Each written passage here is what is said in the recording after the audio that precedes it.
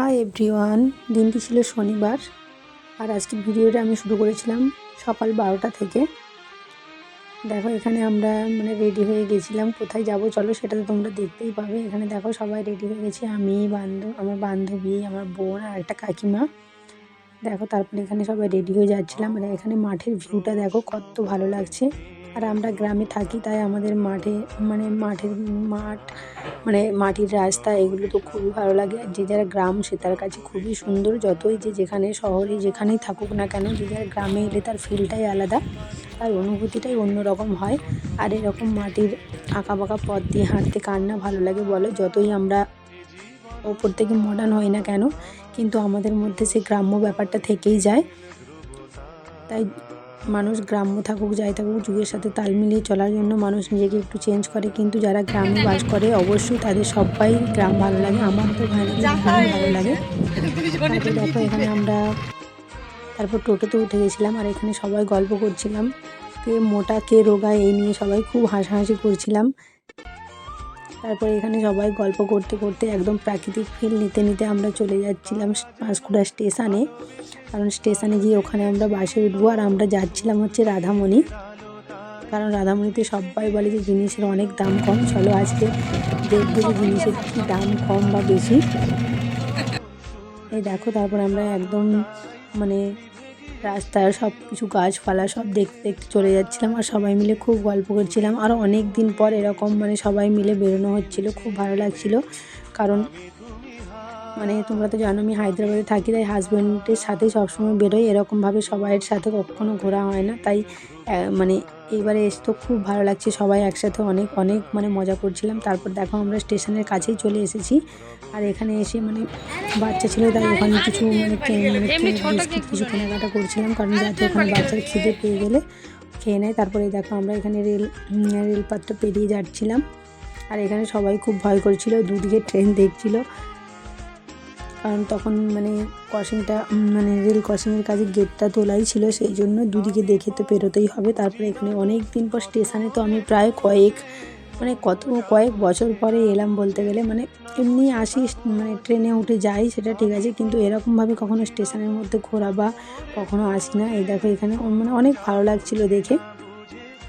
আর তোমাদের তো প্রথমেই বললাম যে যে যার পরিবেশ, যে যার গ্রাম্য এলাকা, সবাই যে যেখানে জন্ম যার যেখানে, সেটা তো খুবই ভালো লাগে সেই জায়গাটা। তারপর দেখো আমরা এখানে দেখো সবাই মিলে গল্প করছিলাম। আর দিনটা সত্যি কথা বলতে খুব খুব আনন্দ করে কাটছিল, অনেক অনেক ভালো লাগছিল। তারপরে এই দেখো ওইদিকে হচ্ছে cinema hall, Charulata cinema hall. আমরা স্টেশনের কাছে চলে এসেছিলাম। এই দেখো ওই দেখো বাস স্ট্যান্ড, আর এইদিকে দেখো টোটো স্ট্যান্ড। আর আগে কিন্তু স্টেশনটা সেই দিকে ছিল, আর টোটোটাও সেদিকেই থাকতো, কিন্তু এখন এদিকে চলে এসেছে। অনেক কিছু এই কয়েক বছরে অনেক কিছু স্টেশনের চেঞ্জ হয়ে গেছে, পুরো আলাদা রকম হয়ে গেছে স্টেশন। আগে তো পুরো আলাদা ছিল, আর এখন তো পাঁশকুড়া স্টেশনও পুরো ভেঙে অনেক অনেক রকমভাবে চেঞ্জ হয়ে গেছে। আগে যেগুলো ছিল সেগুলো এখন আর নেই, তার থেকে পুরো চেঞ্জ হয়ে গেছে। তারপর আমরা ফাইনালি এই দেখো বাসে উঠে গেছি। আর এখানে আমরা উঠেই আইসক্রিম আসছিলো, তাই আইসক্রিম খেয়ে নিচ্ছিলাম। আর আইসক্রিমটা সত্যি কথা বলতে দারুণ ছিল খেতে। আর বাসটা পুরো ফাঁকা ছিল, কে কোথায় বসবো বলে না, মানুষ বেশি জিনিস দেখলে হয়ে যায়। তাই আমরা বেশি বাসটা একদম খালি দেখে ভাবছিলাম কে কোনখানে বসবো, সবাই জানালার ধার দেখে দেখে বসছিলাম। তারপর বাসটা ছেড়ে দিয়েছিল। আর আমি তো প্রায় কয়েক বছর বাসে উঠিনি। বাসে উঠেই আমার এত মাথা ঘোরাচ্ছিল, মাথা টিপটিপ করছিল কি বলবো। তাই আমার মুখটা একদম শুকনো হয়ে গেছে। আর সাইডে যে গাড়িটা যাচ্ছে দেখছো, ওই গাড়িটার মধ্যে এত কুমড়ো ছিল, হাত বাড়িয়েই নেওয়া যেত। আর তাই আমার বোন বলছে আমি হাত বাড়াবো, তখন ড্রাইভারটা দেখছো, সেটা নিয়ে আমরা সব হাসাহাসি করেছিলাম। আর দেখো এই অফ টাইমে তোমাদের একটা জিনিস দেখাই, কাশফুল কাশফুল এই টাইমটা তুমি শুধু দেখো, এত সুন্দর লাগছিল। কি বলবো, এখানটায় কাশফুলগুলো দেখে পুরো চোখ আটকে গেছিলো। এত মনে হচ্ছিলো যদি ওখানটায় নেমে সত্যিই দুটো ফটো তুলতে পারতাম। দেখো কত ভালো লাগছে। আর আমার মুখটা দেখে তো বুঝতেই পারছো, তখন আমার এত গা গুলোচ্ছিল, মনে হচ্ছিলো যেন বমি হয়েই যাবে। তারপরে ফাইনালি আমাদেরকে নামিয়ে দিয়েছিল। আর আমরা চলে এলাম একদম রাধামণির হাটে। আর এসে দেখছি এই দিনটা ছিল হাটবার। হাটবারে এত ভিড় হয় কি বলবো। আমি তো বলবো এই হাটবারে কেউ এসো না, এমনি চালু দিনে সবাই আসবে। আর এখানে দেখো মানে জামা কাপড়, মানে যেদিকেই তুমি তাকাবে সেদিকেই একদম সব দিকে মানে জামা কাপড়, তুমি চোখ তোমার যত দূর যাবে ওই তত দূর পর্যন্তই পুরো দোকান। আর এটা ছিল একদম মানে বলে না এক ছাদের তলায় সব কিছু মিলে যাওয়া, এটা পুরো মানে মানে 3 তলা জুড়ে পুরো একদম সব একদম মানে জামা কাপড়ের দোকান, শাড়ি থেকে মানে তুমি কি এখানে কি নেই সব কিছুটা আছে। যারা তো গ্রামে থাকেন তারা তো জানেই বেশিরভাগ মানুষই যে যারা রাধামণি আসে। আর আমি এটা নিয়ে দ্বিতীয়বার এলাম, ফার্স্ট একবার এসেছিলাম তখন কিন্তু এত ঘুরিনি, টুকিটাকি কেনাকাটা করে নিয়ে চলে গেছিলাম। আর কিন্তু এইবারে এসে মানে পুরো পুরো রাধামণি ঘুরেছিলাম। আর সেই জন্য আমাদের যেতেও অনেক বাড়ি ফিরতে লেট হয়ে গেছিলো। আর এখানে দেখো শুধু মানে মানে অনেক অনেক বলবো কি বাচ্চাদের, তারপর সুতির ছাপা শাড়ির অনেক দাম কম। আদার্স আমি তো বলবো মানে সেরকম কোনো কিছু ব্যাপার নেই যে দাম কম বা কিছু, দাম যেরকম দোকানে নেয় সেম মানে সেরকমই এখানেও সেম দাম নেয়, শুধু সুতির ছাপা শাড়িগুলো অনেকটাই করে রেট কম নেয়।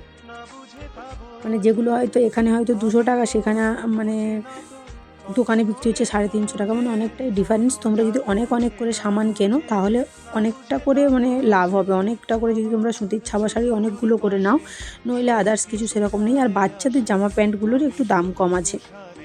এখানে রুমাল টুপিগুলো এগুলো 50 টাকা করে বলেছিল। আর এই যে ড্রেসগুলো দেখছো এগুলো সব কিন্তু 50 টাকা করে। হ্যাঁ, সব টুপিগুলো ছিল 70 টাকা আর এগুলো সব 50 টাকা করে, অনেকটাই মানে বাচ্চাদের জিনিসগুলো দাম কম ছিল। আদার্স সেরকম কোনো কিছু দাম কম নেই, আদার্স তো যেরকম দোকানে সব দাম নেয় সেম টু সেম দাম। এবার তোমাদেরকে কী বলতো, এই রাস্তার ধারে সামানগুলো একটু দাম কম ছিল, তোমাদের অনেক অনেক দোকান বসে, তোমাদেরকে দেখে দেখে জিনিস মানে অনেকটা বার্গেনিং করে নিতে হবে, কারণ ওরা তো অনেক করে দাম বলবে, তোমাদেরকে অনেকটা করে বার্গেনিং করতে হবে। আর আমরা এত সামান কিনে ফেলেছিলাম কি বলবো। তারপর ওই দোকানটা থেকে আমরা ব্যাগ কিনেছিলাম, ব্যাগ কিনে মানে তারপর নিয়ে আসলাম। আর বাসটাতে সন্ধে হয়ে গেছিলো, তখন প্রায় 6:30 বাজে, আমরা তখন বাসে উঠছিলাম। আর এই দেখো মুখগুলো সব একদম ভূতের মতো, সারাদিন না খেয়ে খেয়ে একদম শুকিয়ে গেছে সবাইয়ের মুখ। তারপর মানে ওই বাসের পেছনে বসেছিলাম, আমাকে তো পুরো মানে এত আমার গা গুলোচ্ছিল, প্রথমে একটুক্ষণ ভালো ছিল, তারপর আমার এত গা গুলোচ্ছিল কি বলবো, মানে পুরো অস্বস্তি করছিল, মানে আর হয়তো আমি যদি 10 মিনিট থাকতাম হয়তো উল্টি হয়ে যেত। তারপরে এই দেখো এখানে আমরা সবাইয়ের মুখগুলো দেখেই বুঝতে পারছো। তারপরে এখানে সবাই আবার দাঁড়িয়েছিলাম টোটো ধরার জন্য, মানে বাস থেকে নামতে যেন একটু শান্তি পেলাম। আর মানে গিয়ে যে আমার কি কষ্ট হয়েছিল কি বলবো, আমার তো একদমই ভালো লাগছিল না। তারপর আবার ফাইনালি আমরা টোটো করে বাড়ির কাছে চলে এসেছিলাম, এমনি অত বড় বড় ব্যাগ, তার উপরে আবার নিজেদের শরীরও ভালো লাগছিল না। চলো, তোমাদের ভিডিওটা কেমন লাগলো অবশ্যই কিন্তু সবাই কমেন্ট করে বলবে, আর যদি ভালো লাগে প্লিজ চ্যানেলটা ফলো করবে আর লাইক কমেন্ট শেয়ার করবে। তারপর এই দেখো আমাদের হাতের ব্যাগগুলো ঠিকঠাক দেখা যাচ্ছে না, কেন সবাই খুব হাসাহাসি করছিলাম মিলিয়ে। চলো সবাই ভালো থাকবে, টাটা।